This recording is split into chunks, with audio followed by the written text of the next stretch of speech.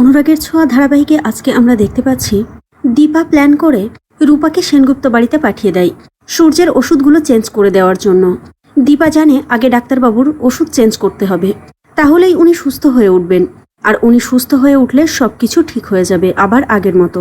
রূপা সেনগুপ্ত বাড়িতে যায়, ঢুকতেই সবাই রূপাকে বাধা দেয় এবং বাড়ি থেকে বেরিয়ে যেতে বলে। কিন্তু রূপা বলে, আমি ডক্টর সেনগুপ্তের সাথে বিজনেস ডিলের ব্যাপারে কিছু কথা বলতে এসেছি। এই বলে রূপা বাবার ঘরে যায়।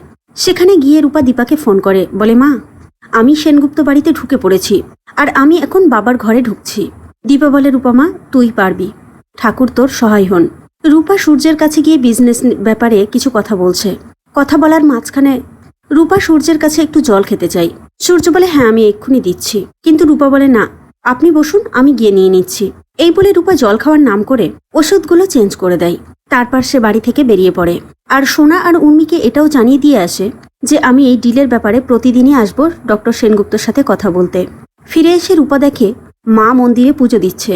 মায়ের কাছে গিয়ে বলছে, মা, আমি পেরেছি। দীপাও রূপাকে ভরসা দেয়, সবকিছু তুই ঠিক করতে পারবি মা। ওদিকে উর্মি সূর্যের জন্য খাবার নিয়ে আসে। সূর্য বলে, আমার এখন ভালো লাগছে না, সে পরে খেতে চাই।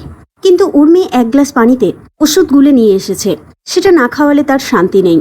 তাই সূর্যকে সে বলে, দাদাই, আপনার জন্য আমি প্রোটিন শেক নিয়ে এসেছি, এটুকু খেলে আমি শান্তি পাবো। আপনি জানেন না আপনার জন্য আমার কত চিন্তা হয়। উর্মির এমন কথা শুনে সূর্য সেই জলটা খেয়ে ফেলে।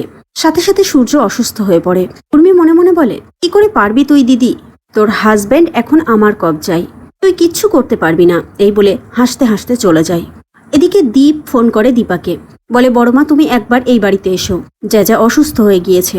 এটা শুনে রূপা বলে, মা, তুমি গেলে অশান্তি বাড়বে, বরং আমি যাই।